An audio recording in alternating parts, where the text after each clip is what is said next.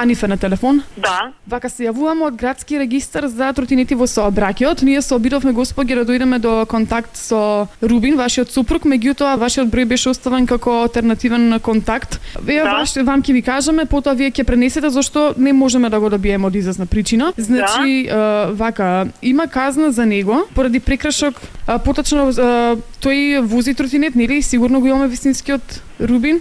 Да, не вози тротинет, туку вози мотор Веспа. Аха.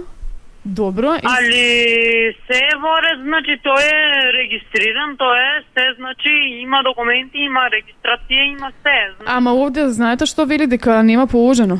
А има казна. Извинете, јас имам прашано, моторот е не поголем од 50 кубици, значи колку што знам јас, и не требало возачка за такво возило.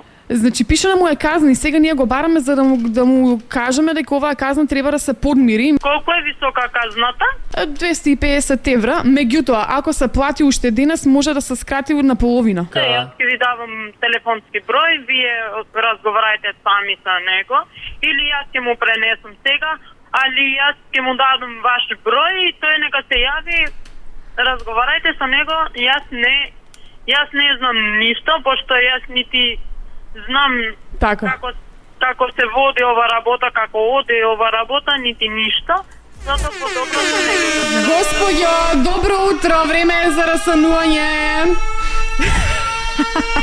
На телефон се Христина и Мирко од канал 77. Време е за расанување. Ајде, 10 минути пред 8. Вашиот сопруг порача будење, рече Анифе сигурно ќе спие, ве му јави. Мојот сопруг вашиот број, да се јави, да разговарате. Не, господјо, се јавуваме од радио. Во живо сте во радио моментално и вашиот сопруг ви порача да ве разбудиме.